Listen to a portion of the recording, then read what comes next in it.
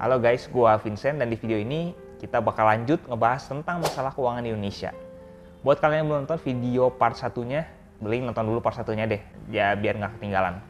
Masalah ini masih berhubungan dengan masalah pertama. Jadi intinya tuh kita berlaku seenaknya dengan uang kita karena merasa bahwa perencanaan keuangan hanya untuk orang-orang tertentu saja. Jadi kemarin kalau kita bilang perencanaan keuangannya itu hanya dilakukan oleh orang-orang kaya, nah ini nih, ini yang terjadi kan di video sebelumnya. Jadi kalau kita orang biasa nggak perlu tuh merencanakan keuangan. Ini yang disebut Morgan Housel sebagai orang-orang yang melakukan hal-hal gila dengan uang mereka. Padahal ya nggak ada orang gila kan sebenarnya. Alasan kenapa orang-orang melakukan hal-hal yang gila dengan uang mereka udah pernah gue bahas juga, jadi boleh cek videonya buat kalian yang belum nonton. Contoh-contoh kebiasaan buruk karena berlaku seenaknya dengan uang adalah tidak memiliki dana darurat, tabungan seadanya, proteksi yang asal, dan kebiasaan-kebiasaan buruk lainnya yang merugikan kita di masa depan. Menurut Finansialku, kebiasaan buruk juga sering menjadi budaya. Contohnya membeli sesuatu yang konsumtif dengan harga di atas kemampuan finansial kita saat ini. Jadi income kita itu benar-benar terbatas. Jadi masih jauh di atas harga barang yang kita mau misalnya. Keadaan ini makin parah dengan sistem kredit atau berhutang untuk membelinya. Dengan bunga bulanan jumlahnya cukup besar. Jadi sebenarnya ini pengaruh dari terlalu banyak terpapar internet, media sosial. Kedua hal ini mempengaruhi kebiasaan kita mengolah keuangan.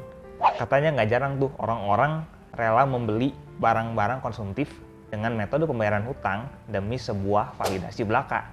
Jadi buat gaya doang, memastikan kalau gue tuh tetap ikutin tren dan gue nggak ketinggalan zaman. Ya itulah FOMO ya.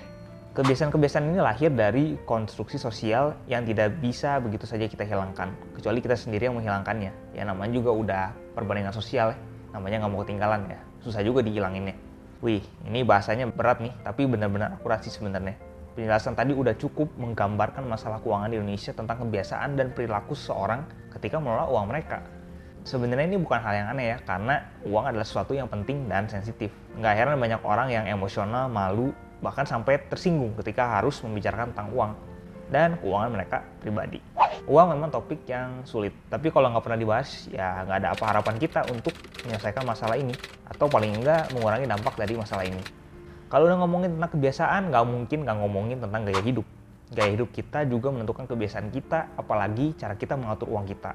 By the way, di sini Finansialku memberikan solusi untuk membuat daftar belanjaan, terutama hal-hal yang dibutuhkan untuk menunjang produktivitas atau menunjang pekerjaan. Jadi biar kita lebih produktif dan ngebantu pekerjaan kita ataupun bantu bisnis kita, dan pokoknya buat ningkatin income kita, itu hal-hal yang penting kan yang dibutuhkan. Jadi kita bisa mikir berkali-kali sebelum membeli. Jadi pastiin kalau kita udah yakin kalau barang yang kita beli bisa memudahkan atau membantu kita nanti. Oke guys, sekian video dari gua. Masih ada part selanjutnya dari gua, jadi stay tuned ya.